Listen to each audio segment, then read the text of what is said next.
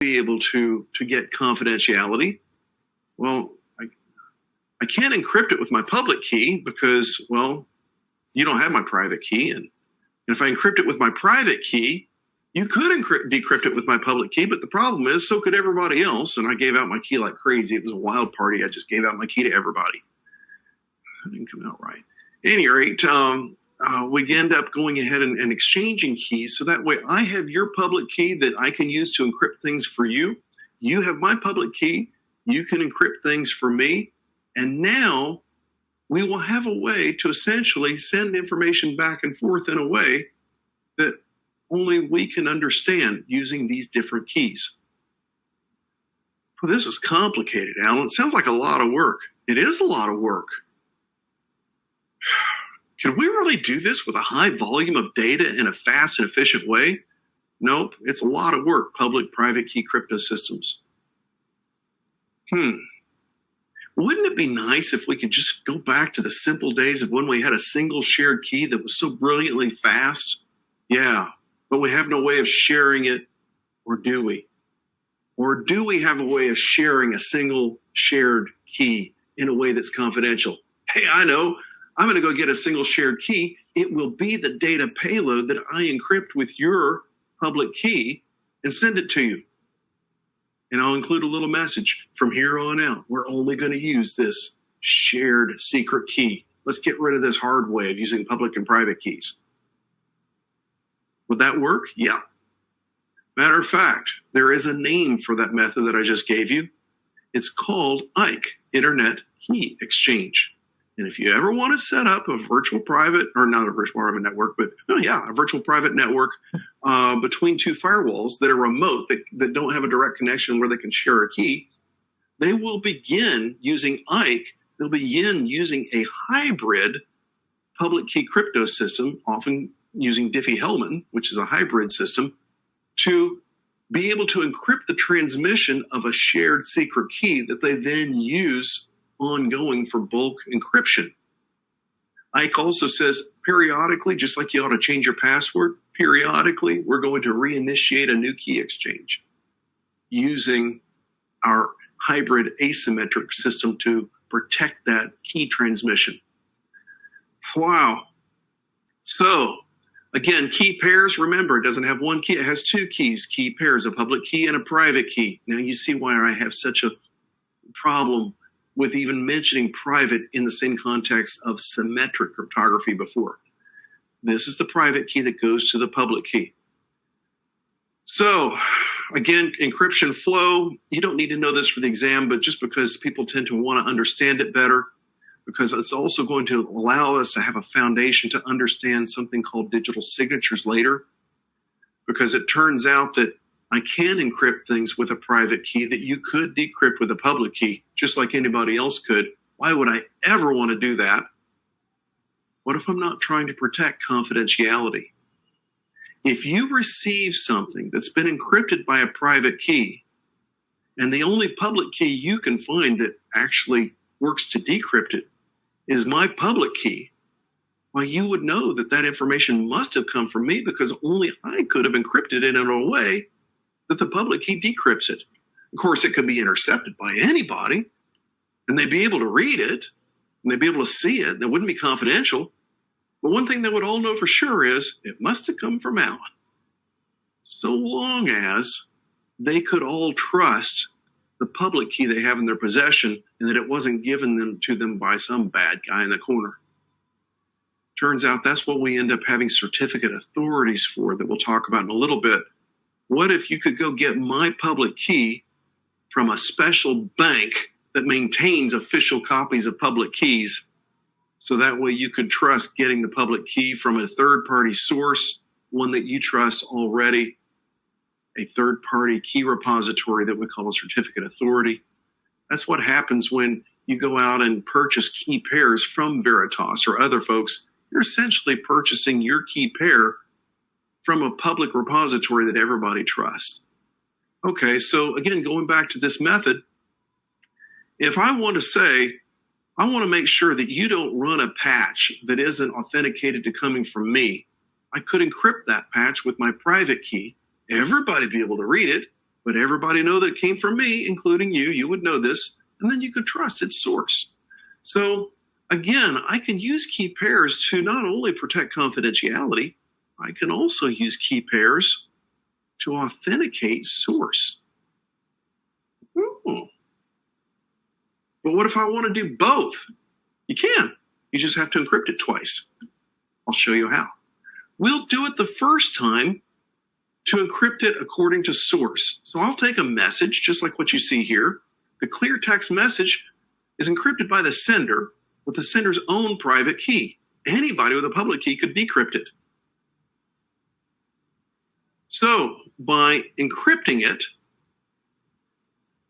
I could then re-encrypt it with your public key and send it to you.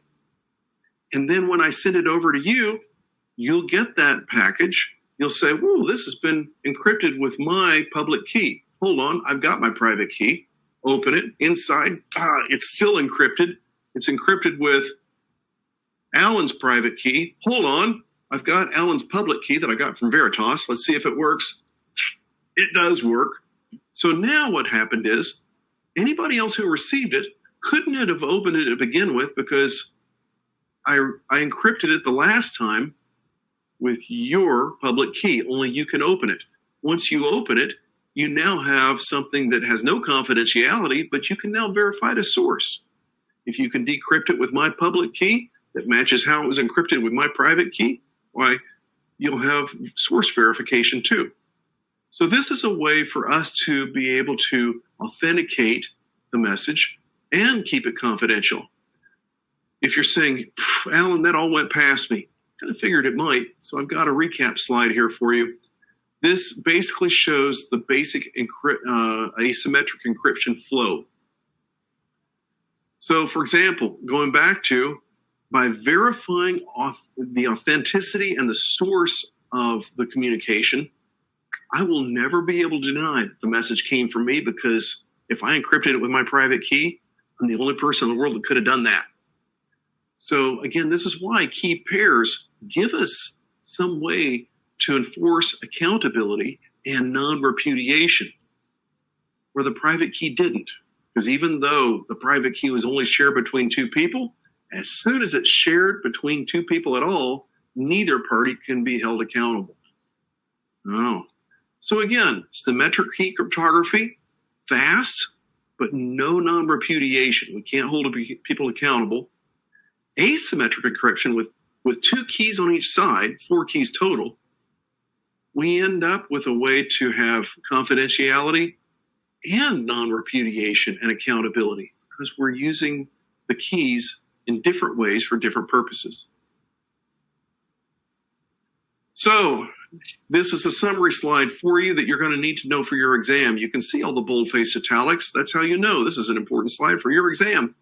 Encryption, asymmetric encryption protects, is often used to protect your symmetric key distribution. Again, we typically will have a protocol for that called IKE, but that's not going to be on your test. That's why it's not on the slide. Disadvantages, again, this is still a whole lot of work.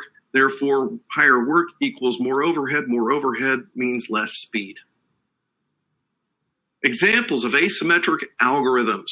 What was the answer for an example of a symmetric algorithm? Not asymmetric, but asymmetric. That was, again, AES. Asymmetric algorithm, examples of that you'll need to know include elliptic curve crypto system. ISACA likes that. There is also Diffie-Hellman, which in reality is not purely an asymmetric algorithm, because it actually has key pairs that are then used to generate a secret key. It's really cool. Math, what do you know? Public key cryptography, again, the general premise is public key, the keys are just, one is the inverse of the other. What makes the public key different from the private key? Nothing technical. It's just which one you share to the public becomes your public key, and whichever one you keep to yourself is your private key.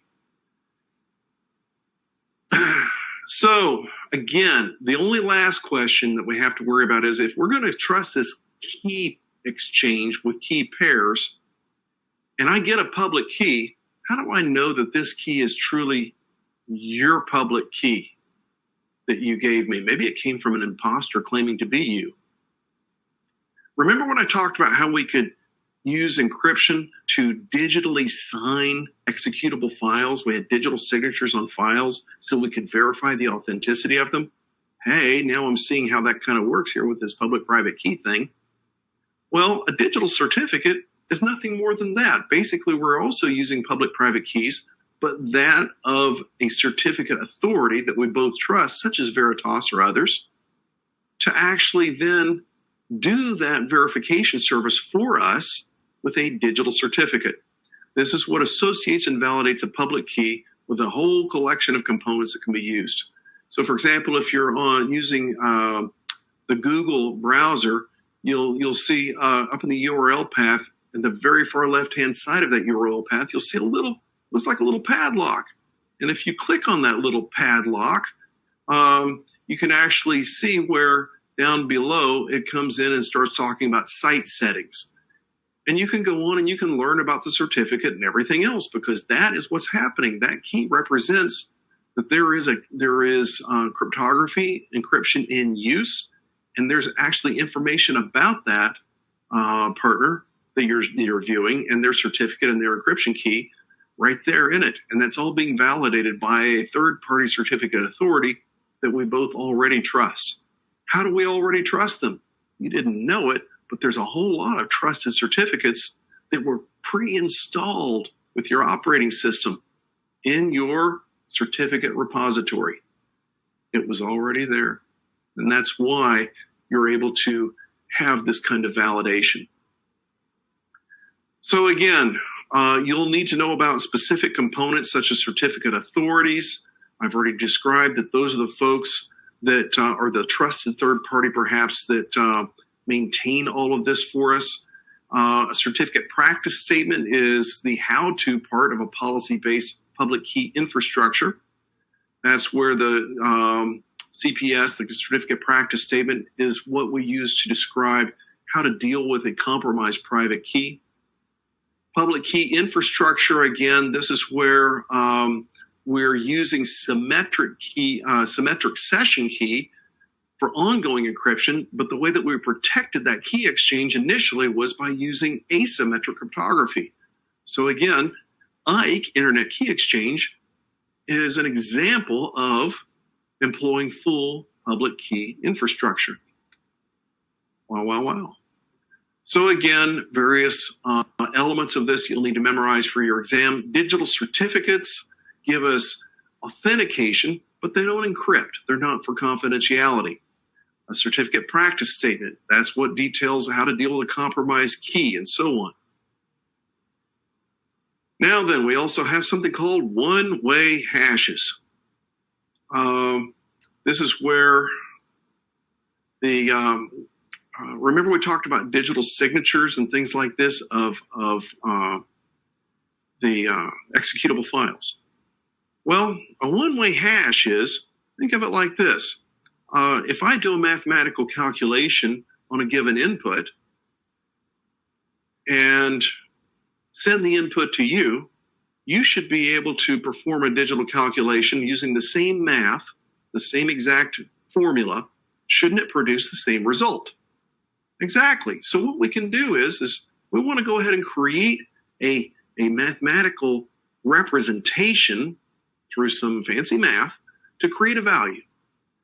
And I could then send you the source information, and if you use the same methodology, the same formula mathematically to weigh the information on that side, you can then compare. Well, this is what it came over and computed to. What did you say that it computed to? Well, it should be this. You could compare the two, and if they match, you would know that, wow, the information has integrity. It hasn't been tampered with. But Alan, how do I know that that digital hash value was the real one and wasn't sent by an imposter? Let's go back to that PKI discussion that we just had. Could I encrypt that hash value with my private key, which could be then decrypted with my public key that you validated with a certificate authority. By doing that, you would know the authenticity of the hash value, and you would know that you had integrity of the data payload itself, because you can independently compare it against you computing the same hash value. So the beautiful of a hash value, it's not about confidentiality. It's about being able to validate and authenticate the integrity of a given data payload. That's what hash values do. Why do we call it a one-way hash? Because the hash value itself, I don't really care about if it's secret or not. Remember, I encrypted it with my private key, which means anybody with a public key can decrypt it. Well, what if they decrypt the hash value and then they recreate the data contents? That's why it's called one-way hash. The given input will always create the same desired output. However, it can't be reversed. You can't take the output and reverse the math to come up with the input.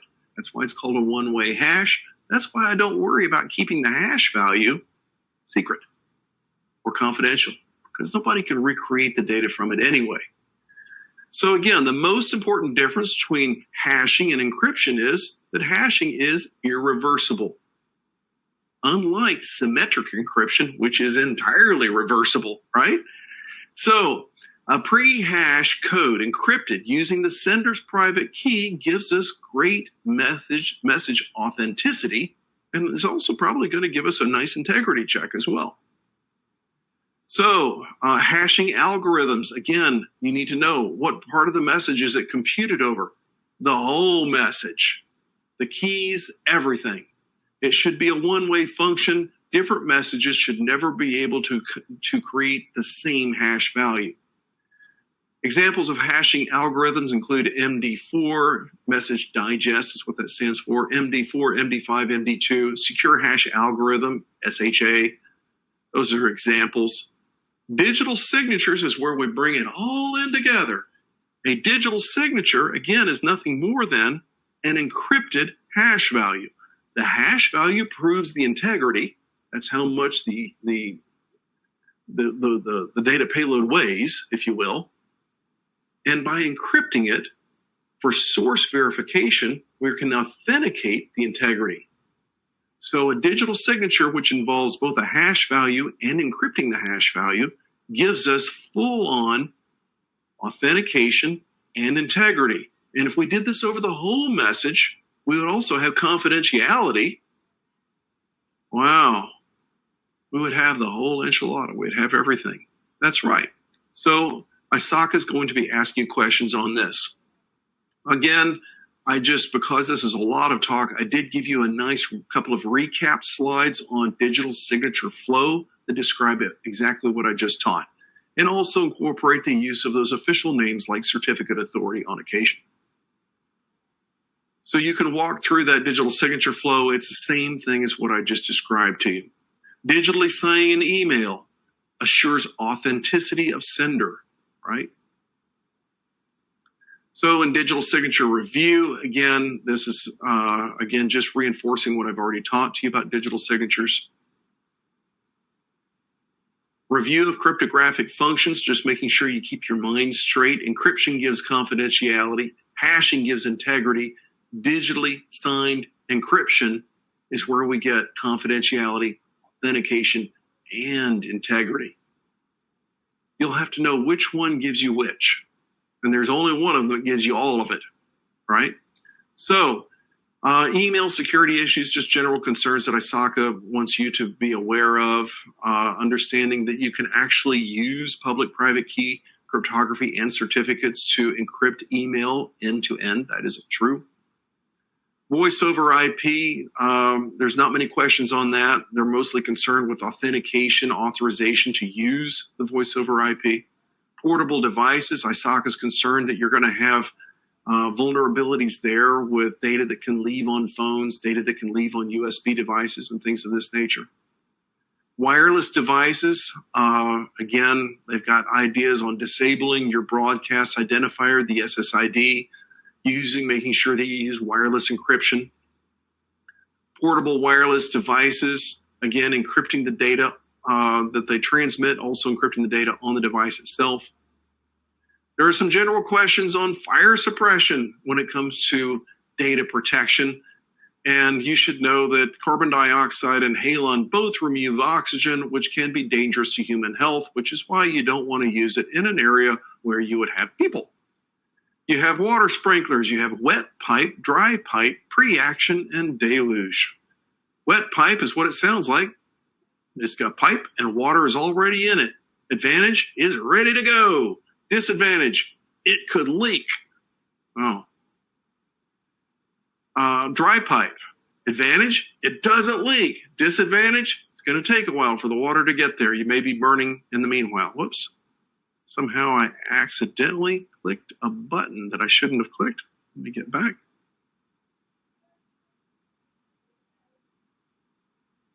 I need to refresh the screen one moment.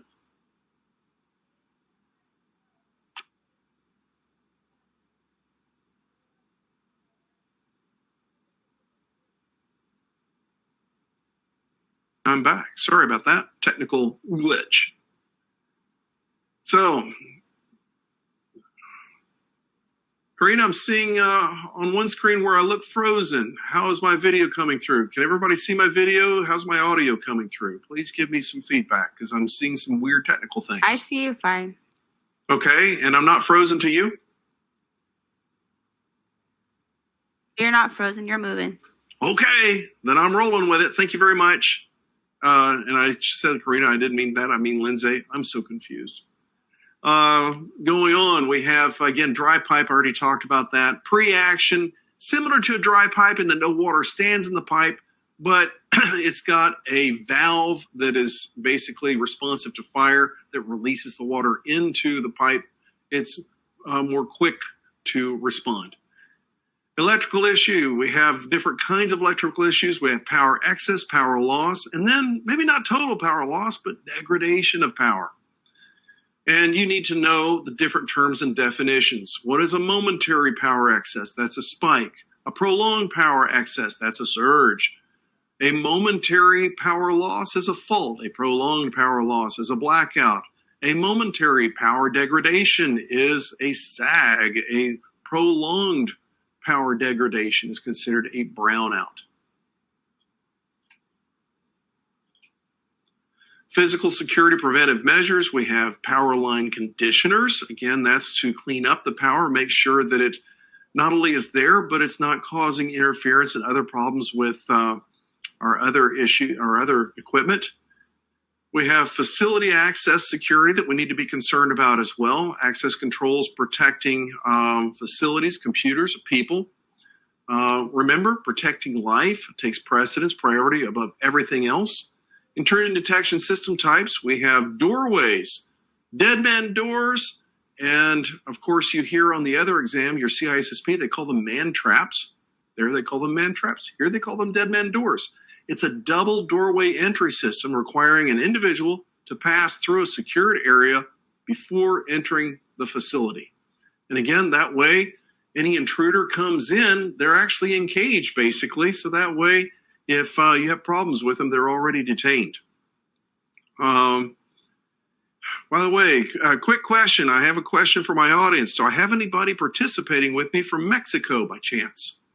I ask because I recently went to Mexico, Tulum. Do I have anybody from Mexico?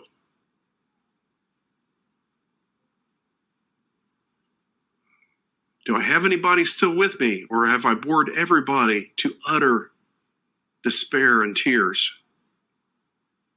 The reason I'm asking, the reason why that came out is because, a little quick story because we do have the time. We had a very early flight leaving Cancun back to the U.S., and it turns out that Tulum, which is a really nice resort vacation area, is about 2 hours drive south of Cancun. Well, the problem is you're supposed to be to the airport 2 hours early, and your flight's leaving at 8 a.m. Yeah, you do the math. We had to leave at about 3:30. We left early to be safe, which is a good thing because there's only one road pretty much that you're going to take from Tulum all the way to Cancun. And on that road, they have actual federale checkpoints that they don't really check anything. You just go through them and they let you go on through. But then I didn't see any turnoffs between one checkpoint and the next. And it occurs to me, is that kind of like a dead man door for a car? And sure enough, we ended up getting pulled over by a police officer that explained to us that, yeah, we had been speeding and we had changed lanes too many times and we had blown a red light, but there were no red lights in between those 2 points. And evidently there were 3 tickets that needed to be paid. True story. So that was my experience with a dead man door on a highway, because you can't get out. There's no leaving. Same issue back in Once Upon a Time, going to West Berlin when they did have a West Berlin. Biometrics authenticates an individual's identity by a unique physical personal attribute. Again, the dilemma is, just like intrusion detection systems, they can be too sensitive, falsely rejecting people, or they could be too relaxed, which means they falsely accept imposters. So you have a false rejection rate versus a false acceptance rate. How well should you tune it? Well, you're trying to get it to the point to where, well, they're kind of equal. Either way you go, you're either going to get too many false acceptances or too many false rejections. That point in the middle is as good as that control, that biometric access control gets overall. That point in the middle is called your equal error rate. If I have any CISSP certified people in the audience, you know it as your crossover error rate from that exam. Don't use crossover error rate on this exam. It's equal error rate on this exam. It's crossover error rate on the other exam. Different exams, same concept. So again, the idea is that when I increase biometric system sensitivity, then, and I look at my error rate, as I increase biometric system sensitivity, I will potentially be rejecting people more than I should.